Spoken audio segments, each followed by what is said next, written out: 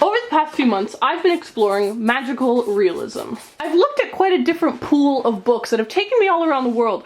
Isabel Allende's The House of the Spirits, Haruki Murakami's The Wind-Up Bird Chronicle, The Strange and Beautiful Sorrows of Ava Lavender, and I Crawl Through It by A.S. King. I tried to go all over the world, South America, Japan, the US. I tried to look at different genres like young adult and contemporary fiction and kind of historical fiction now. I did this in hopes of finding something that would string them all together. What is magical realism? And so today, I am going to share with you some of my conclusions. Number one, magical realism didn't really start anywhere. So when I was reading up on the history, it's actually really tricky because there isn't like, it started in Germany and it migrated to No. It doesn't start anywhere. It starts in multiple places at different times. Today, we most associate magical realism with South America, but there was a huge movement for it in Germany at one time and in Canada.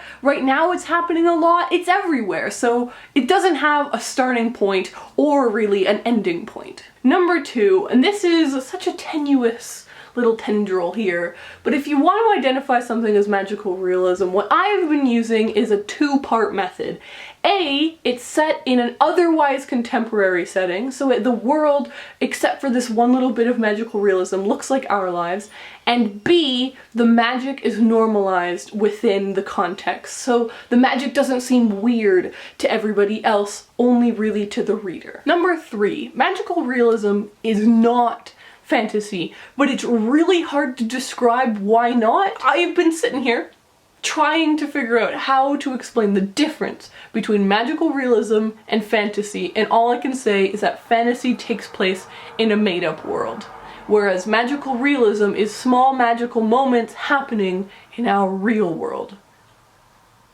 And number four is that magical realism changes from book to book. It's up to, this is what I've decided, this is my final conclusion.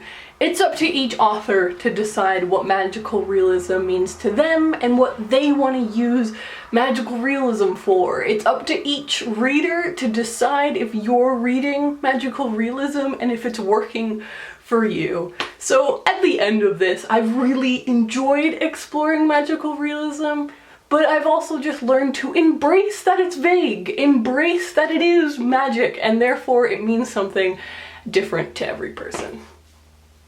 Finally, I want to draw some conclusions for these books. For The House of the Spirits, I learned that magical realism can be used to make political commentary. For The Wind-Up Bird Chronicle, I learned that you can use mood and atmosphere to create magic.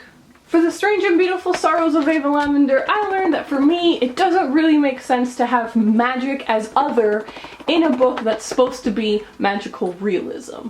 In I Crawl Through It, I learned that magical realism can effectively be used to illustrate mental health. And those are my feelings on magical realism. I did book reviews for all of these books, so if you're interested in hearing more detailed thoughts, check those out. Magical realism is vague and it's weird, but I really like it and I want to keep reading more of it. I hope that you guys enjoyed this video and I will see you in my next one. Okay, bye! Number 6 is what book have you not read because you're just not in the mood? And that is The Dragon Rider by Cornelia Funk. Problem is, I haven't been in the mood for like 10 years. My aunt gave